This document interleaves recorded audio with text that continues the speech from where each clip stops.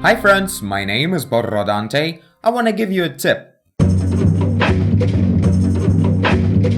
Just wanted to give you a tip on what I recently discovered in the art process. I think it's a really cool way to go around things, so let me show and tell. The idea involves using flat brush like this, which is a Canada brush, and after that using Tetsuo brush, which is a triangle brush. I re-uploaded the brushes into description in basic format, because apparently not everyone can even open that tool preset format, so we're back to use normal brush extension. So this little idea I came around recently helps me to make more expressive, three-dimensional and just beautiful shapes. And that's super important because you can have perfect geometry and everything just by the book, but if you don't push all of that to the point where shapes are just looking good, that's all for nothing.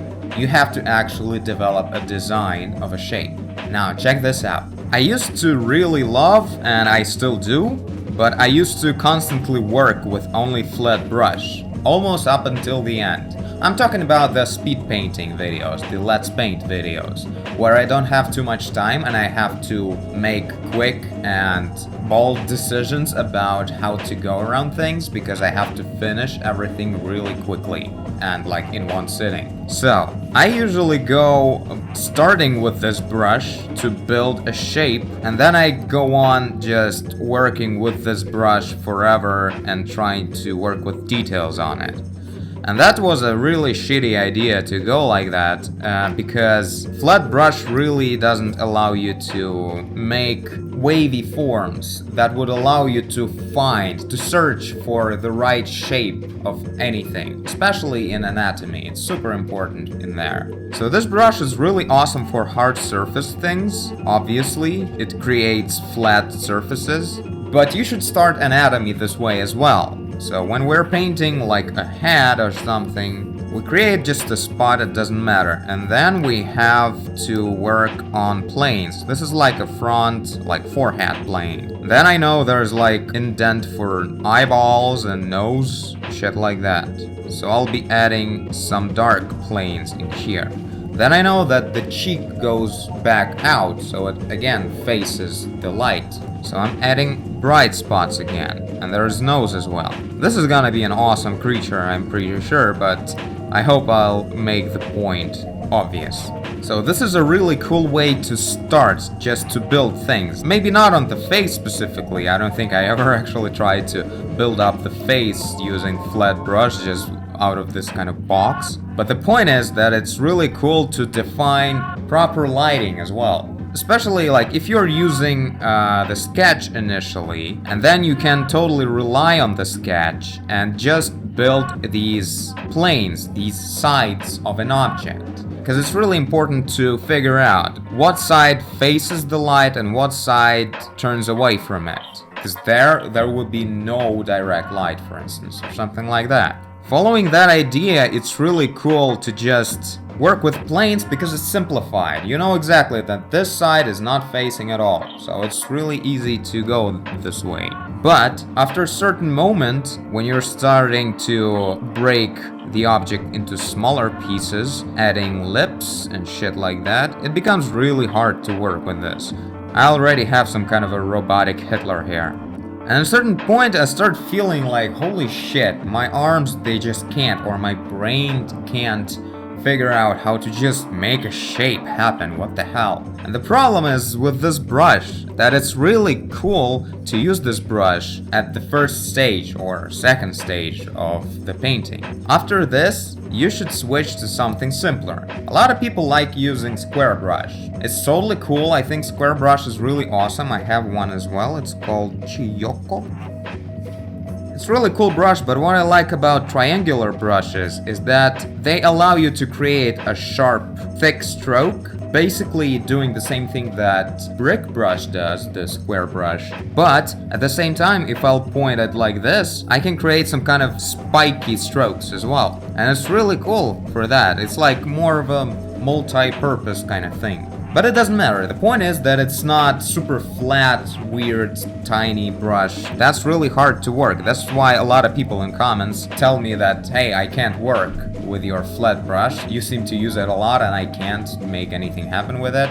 Well, don't even try. That's a stupid idea. Like, you should start with a flat brush. Starting with a flat brush is the best because it makes you think with surfaces, with planes. And that's super awesome. This is the way you are supposed to think in the beginning. But after a certain point, when you have all the geometry, all the lights, and all the color spots defined, now you have to think about the design of the shape. And then for that, you need a more of a flexible brush that will just follow you with strokes that are very responsive and do exactly what you want. And the point of I said the wavy forms in the beginning. This is the biggest discovery of mine. They say that a lot in all kinds of like lessons for artists and stuff like that, that any piece of anatomy or anything organic, clothing as well, most other stuff, everything that you see in nature, you should paint that with not a plain and straight strokes. You should always go with waves.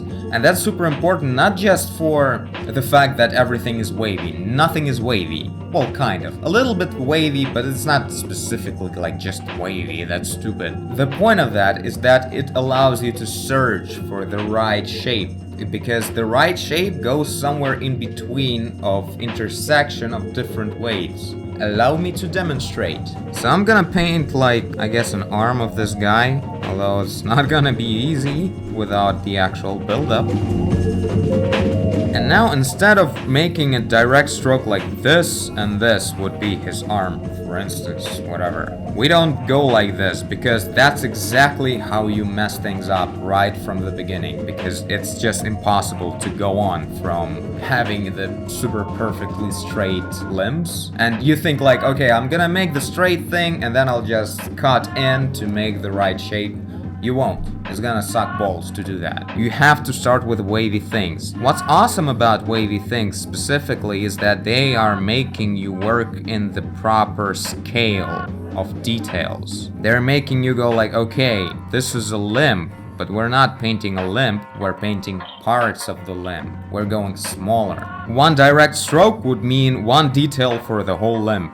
But when you're doing a wave, that's a series of strokes for one piece of limb. And that already makes you work a lot more precise. And you start to notice, hey, it's so much easier for me to just notice where the right bumps on the anatomy go. Of course, for that you have to know anatomy. I forgot to mention that part.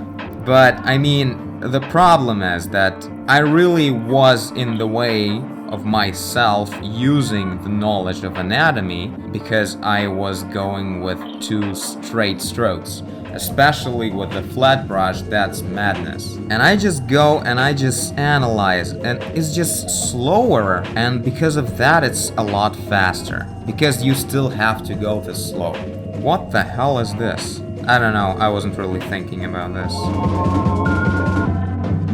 And it's just like, even right now, I'm trying to find a better shape for the arm, for the hand. And I noticed that if I would go like chopping into the shape, it would be super hard. But right now, I'm actually making myself to go wavy. It's insane how it actually changes so much in just being able to find the right thing. Except for the fact that I bent his arm ridiculously strongly. Let's just destroy that.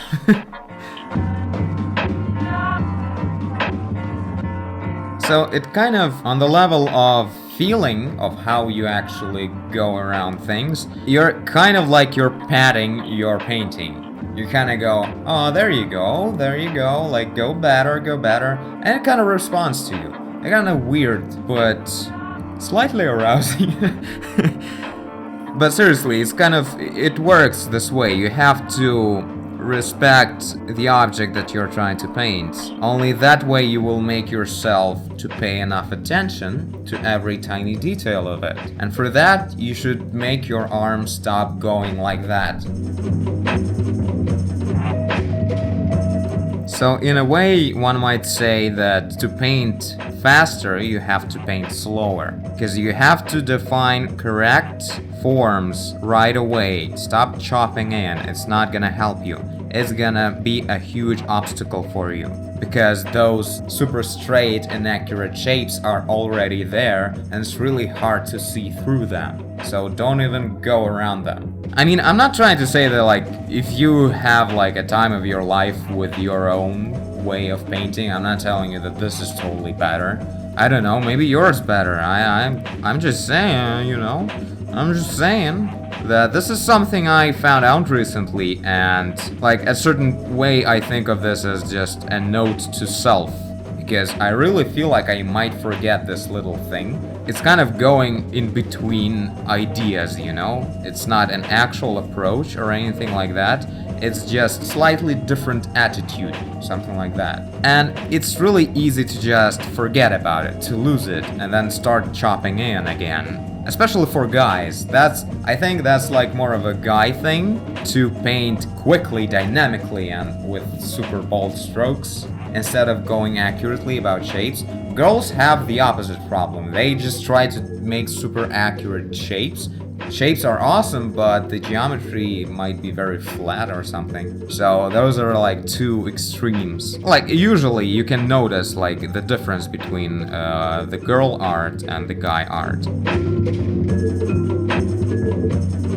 And Tetsuo brush has this really great feature. I think that's why this method worked so well with it specifically, is that it has like a tiny bristle simulation. Like, if you're making a strong stroke, you can still see some kind of like tiny lines of bristles going at the edges. And that's really cool. Like, you can easily get rid of it by making a very strong stroke. Then it's gonna be basically completely solid. But what's cool about this is that when you're doing the wavy shapes, you're sort of creating like this directional, let me show it here, directional fog, like the whole mass of tiny lines that are letting you choose between different shapes.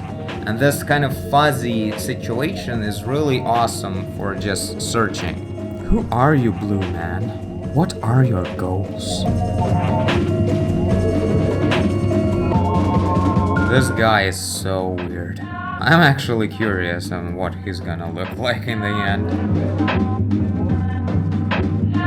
And right now as well, I'm going like, not cutting away, but actually brushing away to create this like undefined silhouette. He kinda looks like a very skinny version of Dr. Manhattan. What kind of sign he has on his forehead? Something like that, I think. And even here, like, I'm adding a sign, but I'm going very fuzzy and then remove all the wrong versions of the stroke. And I end up with a really good geometry of a circle at an angle. Aha, okay, let's fix this. Now, right now I got a good shape, a proper shape of the circle. But what's even more important, that if we zoom in a lot, we can see that this is not just about the shape, it's about how these tiny bristles go around the shape. This small amount of foggy silhouettes going around, they make the feel of the actual surface something that you can touch, something that's in there, in the space of the painting, of the story that you're trying to show. If it would be like perfect, like a vector graphics perfect silhouette, if I would put it here, it would look horrible, because it just wouldn't fit in. This fuzziness is what makes everything look more artistic. And I mean, a lot of tutorials tell you about this, but I just wanted to point out that it's really important. because, you know, like in the ocean of information, which is the internet, it's really not about facts right now, it's about the importance of the facts. Because if you want to find any kind of fact, you will find any kind of fact. What's important is if it's real or not, and if it's more important than the other real facts, something like that. So I just wanted to point out that I think this is important. Anyway, something like this. He kinda looks nice in the end, although his ear is super huge. But anyway, I wasn't planning on painting anything really. Fuck, I kinda like him now. This is what you get for padding your painting. We're in a relationship now. And I mean, this is a painting of a giant man who has his penis out all the time. That's it, I'm done. I'm looking away. I'm not even gonna save this. Of course I'm gonna save this and post it on Instagram. Anyway, I hope you enjoyed my little tip. I cannot believe I asked you to enjoy my little tip. I think it's a really cool little idea to follow. This is what I discovered very recently and I think it's kind of cool. And I wanted to make a little update for you on this one. So yeah, this is it. Thanks for watching if you did. I guess you did if you're here. Leave a like and subscribe. Tell a friend. Pet your paintings. Do whatever you want. And I will see you in the next one. Bye!